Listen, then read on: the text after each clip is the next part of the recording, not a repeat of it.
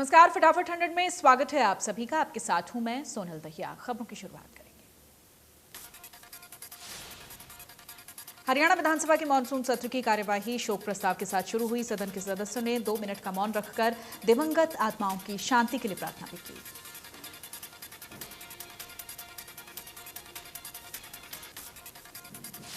विधानसभा में प्रश्नकाल के दौरान विपक्ष ने ऑक्सीजन की कमी का मुद्दा उठाया। कांग्रेस विधायक जगबीर मलिक ने सरकार से पूछते हुए कहा कि सरकार बताए ऑक्सीजन की कमी से कितनी मौतें हुई।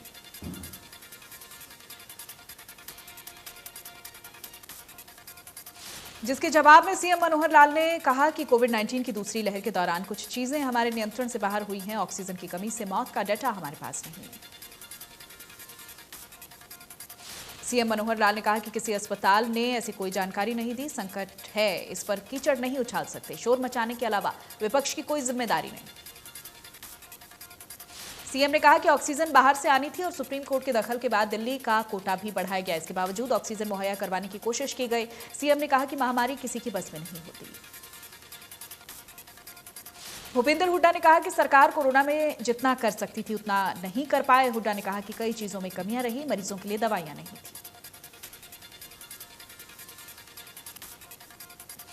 हुड्डा ने कहा कि पिछले हालातों को देखने के बाद हमने आगे के लिए क्या सोचा है। नेता विपक्ष ने सरकार से पूछा कि क्या कदम उठाए गए, प्रदेश में कितनी मौतें हुई, सरकार ने नहीं बताया।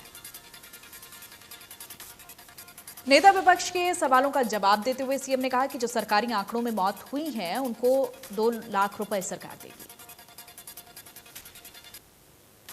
परिवार पहचान पत्र को लेकर कांग्रेस विधायक नीरज शर्मा ने सवाल किए, जिसके जवाब में सीएम मनोहर लाल ने कहा कि 54,73,599 परिवारों ने 2,20,48,121 व्यक्तियों के पहचान पत्र में पंजीकरण किया है।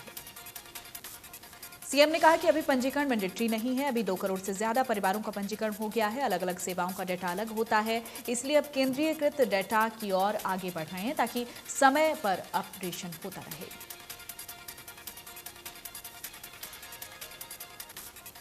हरियाणा सरकार ने पंजाबी फिल्म शूटर के प्रदर्शन पर अगले आदेश तक तत्काल प्रभाव से रोक लगा दी है। इस दौरान फिल्म को राज्य में अप्रमाणित माना जाएगा।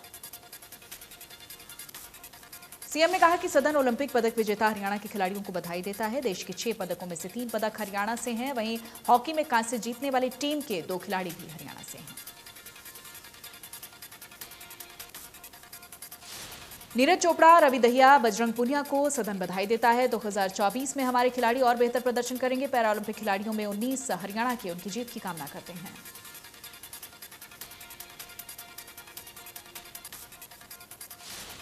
सदन में सर्वसम्मति से पास हुआ बधाई प्रस्ताव। भूपेंद्र हुड्डा ने सदन में मांगा नीरज चोपड़ा को कर्नल बनाने की मांग की। रवि दहिया और बजरंग पुनिया को डीएसपी पद दिया जाने की मांग की।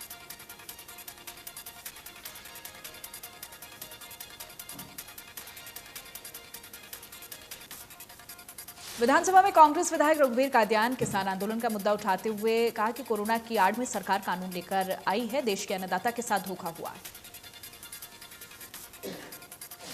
कांग्रेस पार्टी के विधायकों ने सदन में दिया ब्रीच ऑफ प्रिविलेज का नोटिस। प्रदर्शन करते हुए सिक्योरिटी द्वारा कांग्रेस विधायकों को बैरिकेड लगाकर रोकने के मामले में नोटिस दिया गया है। अध्यक्ष ज्ञानचंद गुप्ता ने कहा कि मामले की जानकारी नहीं है, जो दोषी होंगे सजा दी जाएगी। हुड्डा ने कहा कि मेरे साथ जीवन में ऐसा कभी नहीं हुआ, मुझे धक्का दिया गया। कांग्रेस विधायक भरत भूषण बत्रा ने सदन में किसानों पर देशद्रोह का मामला उठाया। देशद्रोह का मामला दर्ज करने की क्या जरूरत पड़ी? 96% राजद्रोह के मामले बीजेपी के राज में दर्ज हुए हैं।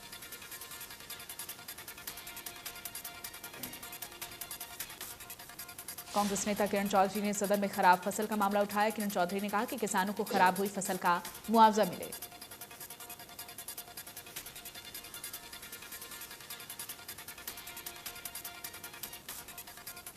भूपेंद्र हुड्डा ने बॉर्डर पर जान गंवाने वाले किसानों के लिए शोक प्रस्ताव पढ़ा। हुड्डा ने कहा कि हमारी सांत्वना उन परिवारों के साथ और आंदोलन में जान गंवाने वालों के लिए शोक प्रकट करता हूं। सदन में सीएम मनोहर लाल के भाई गुलशन खट्टर के निधन पर शोक प्रस्ताव पढ़ा गया। दुष्यंत चौटाला ने शोक प्रकट किया।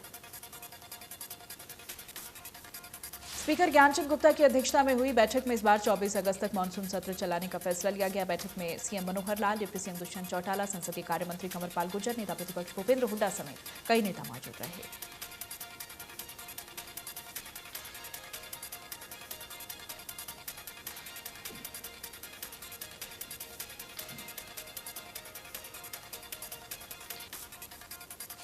उन्होंने बताया कि भूपेंद्र सिंह हुड्डा ने एक हफ्ते के लिए सत्र की मांग रखी थी। अगर सार्थक चर्चा मेंबर करना चाहते हैं तो एक सप्ताह क्या 2 हफ्ते भी इसे बढ़ाया जा सकता है। जो मुद्दे अभी चल रहे हैं उन पर कॉलिंग अटेंशन को एडमिट किया गया है। पेपर लीक पर सरकार कानून लाने की तैयारी। उप मुख्यमंत्री दुष्यंत चौटाला ने कहा कि पेपर लीक पर पहले सदन में चर्चा की जाए, फिर उसकी जांच सीबीआई से करवानी है या नहीं वो तय करेंगे।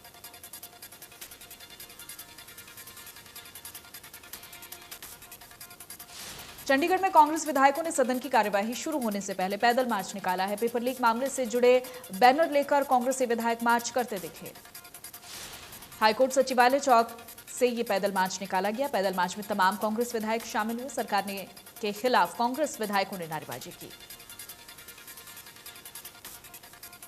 कांग्रेस प्रदेश अध्यक्षा कुमारी शैलजा ने बीजेपी पर निशाना साधते हुए कहा कि बीजेपी सरकार पेपर लीक की सरकार बन चुकी है। शैलजा ने पेपर लीक प्रकरण को हाईकोर्ट के रिटायर्ड जज से जांच करवाने की मांग की। शैलजा ने कहा कि खुद बीजेपी के मंत्री ही सीबीआई जांच की मांग कर रहे हैं। इससे सिद्ध होता है कि खुद की सरकार के ऊपर खुद के मंत्रियों का ही भरोसा नहीं है। किसान आंदोलन पर बोलते हुए कुमारी शैलजा ने कहा कि कांग्रेस का रुख स्पष्ट है, वो इन 3 काले कानूनों के विरोध में है। इनेलो नेता अभय चौटाला ने कहा कि अन्नपूर्णा उत्सव गरीबों और किसानों के साथ भद्दा मजाक है। थैलों में अनाज इतना गला सड़ा और बदबूदार था जिसको इंसान तो दूर पशु भी न खाएं। अभय चौटाला ने कहा कि जब अनाज जनता के टैक्स के पैसों से खरीदा गया तो प्रधानमंत्री, उप मुख्यमंत्री समेत अन्य राजनेताओं की फोटो क्यों? लोगों ने अन्नपूर्णा उत्सव का विरोध कर ये साफ संदेश दे दिया है कि वो इनके झांसे में नहीं आएंगे। कांग्रेस के पूर्व मंत्री कैप्टन अजय यादव ने केंद्रीय राज्य मंत्री राव इंद्रजीत पर निशाना साधते हुए कहा कि राव इंद्रजीत के पास उपलब्धियां गिनवाने के लिए अब कुछ बाकी नहीं बचा है, क्योंकि उन्होंने इलाके के विकास के लिए कुछ नहीं किया। कैप्टन अजय यादव ने कहा कि उनके विकल्प के रूप में भूपेंद्र यादव को केंद्रीय मंत्री का दर्जा देकर उन्हें राव इंद्रजीत से आगे लाने की कोशिश की जा रही है। कैप्टन अजय यादव ने बीजेपी की तिरंगा यात्रा को दिखावा बताते हुए कहा कि तिरंगे से यात्रा का कोई सरोकार नहीं। आज हर आदमी महंगाई से त्रस्त है। हिसार रेलवे स्टेशन को काफी लंबे इंतजार के बाद पहली प्रीमियम रेलगाड़ी की सुविधा मिल गई है। गुरुवार को हिसार स्टेशन से मुंबई के लिए पहली दुरंतो एक्सप्रेस गाड़ी रवाना हुई है। इससे पहले रेलगाड़ी मुंबई से जयपुर तक आती थी, लेकिन रेलवे ने इसका विस्तार हिसार तक करने का निर्णय लिया है, जिसके बाद ये गाड़ी पहली बार हिसार से मुंबई रवाना हुई है। हिसार के सांसद ब्रिजेंद्र सिंह इस रेलगाड़ी के हिसार तक विस्तार के लिए प्रयास कर रहे थे, जिसके बाद हिसार को इस गाड़ी की सुविधा मिली है। कुरुक्षेत्र जिले के बारना गांव के एक किसान कमल कुमार को नशा तस्करी मामले में फंसाने के लिए 3rd डिग्री देने और 30,000 रुपए ऐंठने के मामले में हाईकोर्ट ने प्रथम दृष्टया संज्ञान लेते हुए आगामी 29 सितंबर को सुनवाई तय की है। आला अधिकारियों के आदेश पर 2 बार कुरुक्षेत्र के अलग अलग डीएसपी के मामले की जांच की गई, लेकिन दोनों बार दोषी पुलिसकर्मियों को क्लीन चिट दे दी गई। शिकायतकर्ता कमल कुमार ने मामले की जानकारी विस्तार से देते हुए बताया कि 1 जुलाई 2020 को अपराध शाखा और कुछ कर्मचारी और अधिकारी उसके घर पहुंचे और कहा कि हमने एक नशा तस्कर को पकड़ा है, जिस पर कमल ने समय उस 30,000 दे दिया और बाकी पैसे बाद में देने की बात कही, जिससे पुलिसकर्मी मान गए। कमल ने अपनी बेगुनाही साबित करने के लिए हरियाणा के गृह मंत्री और डीजीपी को फरियादी पत्र लिखा। कांग्रेस नेता अशोक अरोड़ा ने सरकार पर निशाना साधते हुए कहा कि आज की सरकार प्रजातंत्र को खत्म करने पर लगी हुई है। इनके राज में जितने भी पेपर हुए हैं सारे के सारे लीक हुए हैं। बीजेपी के अन्न उत्सव के बारे में अशोक अरोड़ा ने कहा कि बड़े दुर्भाग्य की बात है कि किस तरह से गरीब आदमी का मजाक उड़ाया जा रहा है। कई जगह तो देखने में आया कि सड़ा हुआ अनाज दिया गया। अपना प्रचार करने में लगी है बीजेपी। जिला उपायुक्त जितेंद्र यादव ने बल्लभगढ़ एसडीएम ऑफिस और तहसील का औचक निरीक्षण किया। एसडीएम कार्यालय में उपायुक्त ने पहुंचकर लोगों से बातचीत की। एसडीएम कार्यालय में जलभराव और सर्वर प्रॉब्लम को लेकर लोगों ने उपायुक्त से शिकायत की। मौके पर एसडीएम और तमाम आलाधिकारी मौजूद रहे। सिरसा के बाजारों में महिलाओं को राखी खरीदारी को लेकर रौनक देखी जा रही है। पिछले साल लॉकडाउन के चलते सभी त्योहार फीके फीके रहे, लेकिन इस बार महंगाई के बावजूद बाजारों में राखी खरीदने के लिए महिलाओं की खासी भीड़ दिखी। दुकानदारों को भी उम्मीद है कि उनका राखी का काम अच्छा चलेगा। बाजार में इस बार 30 रुपए से लेकर 500 रुपए तक की विभिन्न राखियां मिल रही हैं। रक्षाबंधन के त्योहार को लेकर बाजारों में अच्छी रौनक देखने को मिल रही है। भारी भीड़ को बाजारों में देखने के बाद दुकानदार भी खुश नजर आ रहे हैं। हरियाणा राज्य योग प्रतियोगिता का सुबह से बरनाला रोड स्थित खेल स्टेडियम में शुभारंभ हुआ। जिला स्तरीय प्रतियोगिता में लड़के और लड़कियों के 4 वर्ग बनाए गए हैं। जिला स्तरीय योग प्रतियोगिता के विजेता 24 बच्चों का चयन राज्य स्तरीय प्रतियोगिता के लिए किया गया। 12 लड़कियां और 12 लड़के इसमें शामिल होंगे। बल्लभगढ़ की संजय कॉलोनी में वर्कशॉप मालिक नाबालिग को नौकरी पर रखने के बाद तनख्वाह नहीं दे रहा था। जब नाबालिग ने तनख्वाह मांगी तो उल्टे बच्चे के साथ मारपीट की गई। बच्चे ने मारपीट की शिकायत चाइल्ड हेल्पलाइन नंबर 1098 पर की। बच्चे की शिकायत पर कार्रवाई करते हुए चाइल्ड हेल्पलाइन की टीम ने मौके पर पहुंचकर वर्कशॉप मालिक के खिलाफ केस दर्ज करवाया। सिवानी मंडी में भवन कामगार संघ हरियाणा की ओर से श्रम विभाग में योजनाओं का लाभ न मिलने से नाराज हजारों मजदूरों ने सड़क पर बवाल मचाया और तहसील परिसर के सामने धरने पर बैठ गए। सरकार के खिलाफ जमकर नारेबाजी करते हुए मजदूर संगठन ने कहा कि श्रम विभाग की योजनाओं का उनको लाभ नहीं मिल रहा, जबकि श्रम विभाग और सरकार बार बार जल्द लाभ देने की बात कह रही है।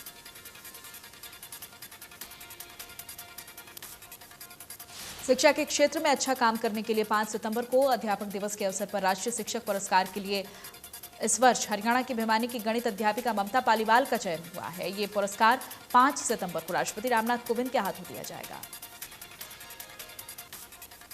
फतेहाबाद में जन स्वास्थ्य विभाग बेलदार पर जानलेवा हमला करने का मामला सामने आया। जानलेवा हमले में बेलदार को गंभीर चोटें आई हैं। गंभीर रूप से घायल बेलदार को हिसार रेफर किया गया। बेलदार ने विभाग के भ्रष्टाचार को उजागर किया। वहीं घायल ने विभाग को एसडीओ पर हमले का आरोप लगाया। पलवल में NH-19 जाम करने का मामला सामने आया। NH-19 जाम करने के मामले में 150 से 200 लोगों के खिलाफ नेशनल हाईवे एक्ट के तहत केस दर्ज किया गया। दरअसल सड़क हादसे में युवक की मौत हुई थी। गुस्साए लोगों ने NH-19 पर जाम लगाया। वहीं पुलिस आरोपियों की पहचान करने में जुटी हुई है।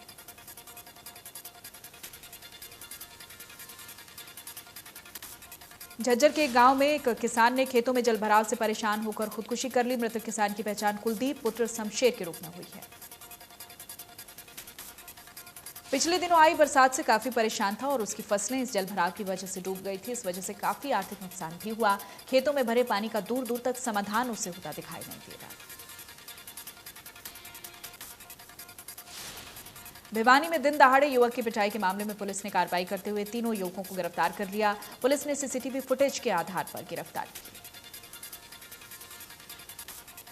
पुलिस के मुताबिक रंजिश के चलते दीपक की बुरी तरह से पिटाई की गई। धारा 307 के तहत मामला दर्ज हुआ। पिटाई का वीडियो वायरल हुआ था। पलवल के गांव बंचारी में 5,000 रुपए के लेनदेन के चलते साधु की हत्या करने वाले आरोपी को 12 घंटे के अंदर ही पुलिस ने गिरफ्तार कर लिया है। आरोपी के कब्जे से हत्या में प्रयोग त्रिशूल को बरामद कर लिया गया। फिलहाल आरोपी को अदालत में पेश कर पुलिस रिमांड पर लिया गया है।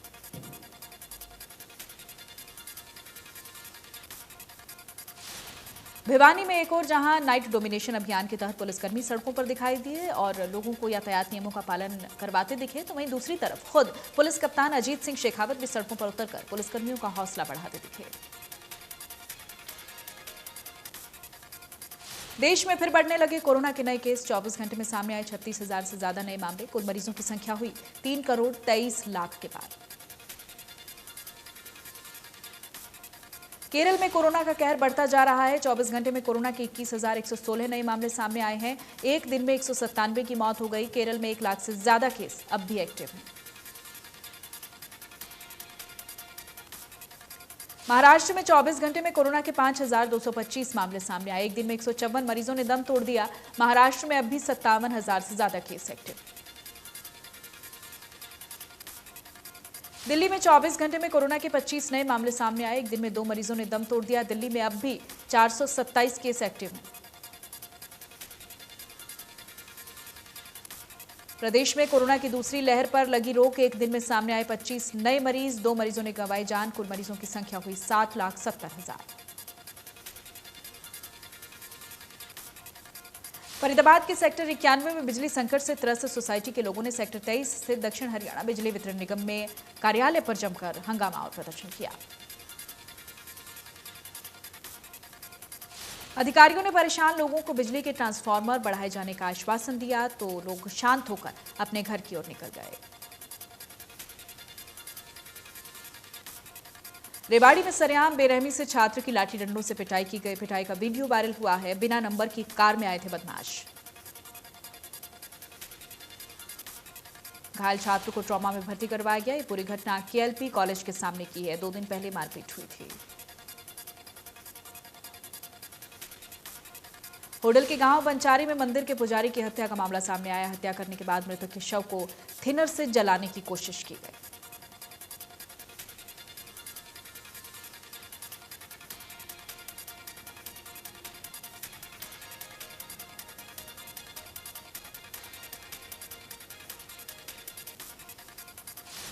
यूपी के सीएम योगी आदित्यनाथ ने उत्तर प्रदेश में साप्ताहिक बंदी को खत्म करने का निर्देश जारी किया। सीएम योगी ने नए आदेश के मुताबिक इस रक्षाबंधन से यूपी को पूरी तरह से अनलॉक कर दिया जाएगा। रविवार को लगने वाला लॉकडाउन अब खत्म हो गया। माना जा रहा है कि रक्षाबंधन त्योहार से पहले प्रदेशवासियों को योगी सरकार का यह बड़ा तोहफा है। इससे पहले प्रदेश में शनिवार और रविवार को कोरोना कर्फ्यू लागू था, लेकिन कुछ दिनों पहले ही प्रदेश में शनिवार को कोरोना कर्फ्यू हटा दिया गया। माना यह जा रहा है कि अब राज्य में कोरोना के मामले काबू में हैं। अफगानिस्तान की सत्ता हथियाने के बाद तालिबान ने भारत से सभी तरह के आयात निर्यात पर रोक लगा दी है। तालिबान ने फिलहाल पाकिस्तान के ट्रांजिट रूट्स से होने वाले सभी कार्गो मूवमेंट पर रोक लगा दी। इससे अफगानिस्तान से आयात पूरी तरह से बंद हो गया है। तालिबान के कब्जे के बाद अफगानिस्तान छोड़कर गए राष्ट्रपति अशरफ गनी ने यूएई से अफगानिस्तान की जनता को संबोधित किया। अशरफ गनी ने कहा कि अगर वो तालिबान के कब्जे के बाद काबुल में रहते तो कत्लेआम हो जाता। केंद्र के खिलाफ विपक्षी एकता को दिखाने के लिए आज शाम को 15 दल वर्चुअली बैठक करेंगे। इस बैठक को कांग्रेस की अंतरिम अध्यक्षा सोनिया गांधी ने बुलाया है। इस बैठक में आप और बीएसपी को कोई न्योता नहीं भेजा गया। बंगाल की सीएम ममता बनर्जी, तमिलनाडु के CM MK Stalin, Maharashtra CM Uddhav Thackeray, NCP प्रमुख शरद पवार समेत विपक्षी दलों के बड़े नेता इस बैठक में शामिल होंगे। इस बैठक में कोरोना महामारी के दौरान मोदी सरकार के प्रदर्शन का आलोचनात्मक मूल्यांकन होगा। इससे कोरोना वैक्सीनेशन, किसानों के मुद्दे और अर्थव्यवस्था को शामिल किया गया है। ये सभी महिलाएं और पुरुष अफगान से यहां आ गए हैं और अब इकट्ठा होकर यूएन और भारत से मांग कर रहे हैं कि उन्हें और उनके परिवारों को बचाया जाए। इनका ये कहना है कि तालिबानियों पर बिल्कुल भरोसा नहीं है, क्योंकि तालिबानी आज जो कह रहे हैं 2 दिन बाद अपनी ही बात से मुकर जाएंगे। अफगानिस्तान के राष्ट्रीय फुटबॉलर जॉकी अनवारी के अमेरिकी विमान के काबुल एयरपोर्ट से गिरकर मौत हो गई है। जॉकी की अमेरिकी एयरफोर्स के विमान बोइंग C-17 से गिरकर मौत हुई है। अनवारी उन हजारों अफगानियों में से एक थे जो सोमवार को हामिद करजई अंतर्राष्ट्रीय एयरपोर्ट पर आए थे। जम्मू कश्मीर के अवंतीपोरा के पंपोर इलाके में सुरक्षा बलों के आतंकवादियों के साथ मुठभेड़ शुरू हो गई है। मुठभेड़ में एक आतंकवादी ढेर हो गया। हालांकि मारे गए आतंकी की अभी तक पहचान नहीं हो पाई है। इससे पहले गुरुवार को श्रीनगर के सराफ का दल इलाके में सुरक्षा बलों पर आतंकवादियों के ग्रेनेड हमले में 2 पुलिसकर्मियों समेत 3 लोग घायल हो गए हैं। पीएम मोदी ने गुजरात के प्रभास पतन की कई विकास परियोजनाओं की शुरुआत की। पीएम ने सोमनाथ ट्रस्ट द्वारा किए गए 4 विकास कार्यों का वर्चुअल उद्घाटन किया है। तकरीबन 80 करोड़ रुपए से ज्यादा की लागत वाले इस प्रोजेक्ट के उद्घाटन के दौरान गृह मंत्री अमित शाह भी वर्चुअल माध्यम से जुड़े। पूर्व प्रधानमंत्री राजीव गांधी की आज 77वीं जयंती है। वीरभूमि पहुंचकर कांग्रेस नेता राहुल गांधी ने स्वर्गीय पिता राजीव गांधी को उनकी जयंती पर पुष्पांजलि अर्पित की। इस मौके पर कांग्रेस के नेता अधीर रंजन चौधरी समेत कई अन्य कांग्रेसी नेता भी मौजूद रहे। प्रियंका गांधी वाड्रा ने भी पिता को श्रद्धांजलि देते हुए ट्वीट किया। उन्होंने राजीव गांधी की एक तस्वीर शेयर करते हुए लिखा कि प्रेम से बड़ी कोई शक्ति नहीं है, दया से कोई बड़ा साहस नहीं है, करुणा से बड़ी कोई शक्ति नहीं है और विनम्रता से बड़ा कोई गुरु नहीं।